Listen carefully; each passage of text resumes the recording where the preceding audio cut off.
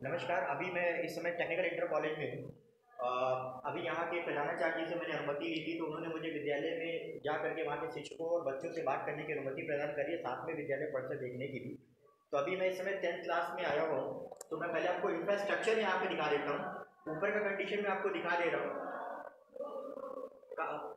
खुदाई वगैरह का काम तो किया गया है। वाइट बोर्ड, ये मेरा तीसरा कॉलेज है जहाँ पे मुझे वाइट बोर्ड देखने को मिल रहा है। फर्श वगैरह ठीक ठाक कंडीशन में है। सफाई भी ठीक ठाक देखने को मिल रही है। डस्टबिन भी आपका रखा हुआ है। अगर मैं आपसे पीछे के फ्रेम की बात करूँ दिखाने के लिए, तो सीटिंग अलाइनमेंट काफ़ी ठीक ठाक कंडीशन में है। और बच्चों की थोड़ी स्ट्रेंथ यहाँ पे अभी कम है क्योंकि एग्जामिनेशन जो सभी खत्म हुए हैं। तो मैं यहाँ के टीचर से बात करता हूँ। सर नमस्कार, क्या नाम है आपका? अनुपम तिवारी। क्या पढ़ाते हैं आप? इंग्लिश।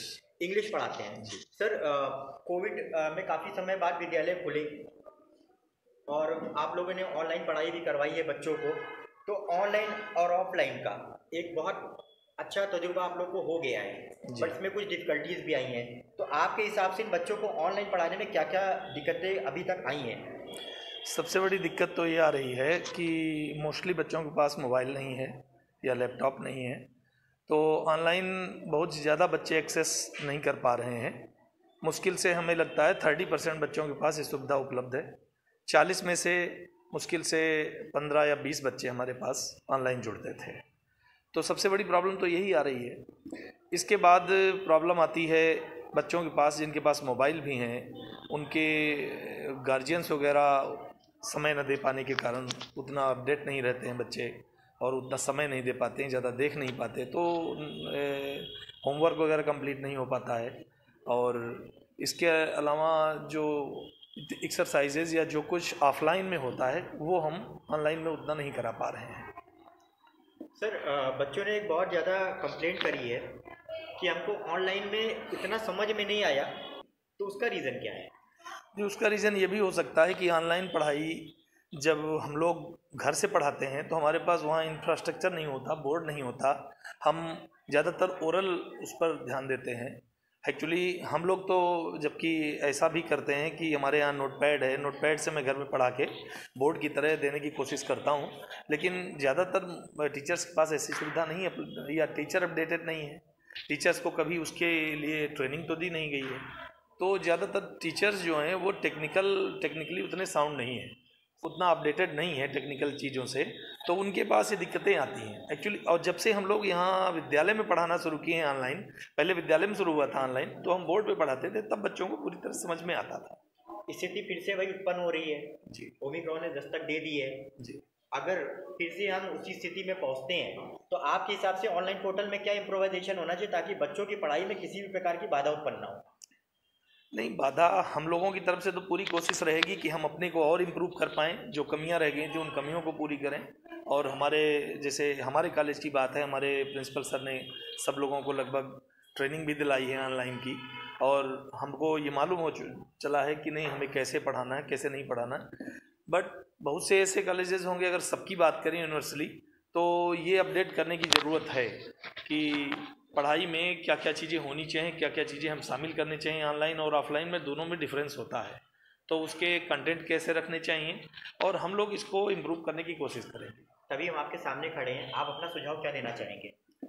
हमारा ऑनलाइन के लिए जी, ऑनलाइन क्लासेस के लिए हमारा सुझाव ये है कि कंटेंट को हम अपने अपने अकॉर्डिंग, बच्चों के अकॉर्डिंग बना लें, और बच्चों के अकॉर्डिंग बना के कंटेंट को, और लगभग 2 से 3 दिन, जैसे वीकली है 2 से 3 दिन पढ़ाई हो, और जो रिमेनिंग डेज हैं उसके बाद वीक में उसमें हम उनका टेस्ट लें, वो OMR बेसिस पे या शॉर्ट क्वेश्चन बेसिस पे, तो इससे इम्प्रूवमेंट हो सकता है। माफ़ कीजिए, मैं ऑनलाइन पढ़ाई इसलिए ज़्यादा फोकस करवा रहा हूँ क्योंकि कहीं ना कहीं वायरस का इम्पैक्ट ख़त्म नहीं हो रहा और वापस बच्चों को ऑनलाइन मोड पे जाना पड़ सकता है। इसलिए मैं ऐसे सुझाव आप लोगों से चाह रहा हूँ ताकि बच्चों को किसी भी प्रकार की जो दिक्कतें अभी तक सामना करना पड़ा है, आप लोग के सुझाव से आगे वो परेशानी ना देखनी पड़े। अगर आपकी इजाज़त तो बच्चे से बात कर सकता हूँ? जी जी श्योर। ठीक है। क्षमा मिश्रा।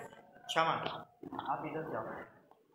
बताओ विद्यालय में पढ़ाई कैसी होती है? सर बहुत अच्छी। माइक ऊपर कर लीजिए। सर बहुत अच्छी। बहुत अच्छी होती है। यस। ऑनलाइन पढ़ाई करा? Yes sir. क्या डिफरेंस लगा ऑनलाइन ऑफलाइन में अभी तक? सर ऑनलाइन और ऑफलाइन ज़्यादा समझ में आता है, ऑनलाइन समझ में नहीं आता है। क्या दिक्कत आ रही है ऑनलाइन में?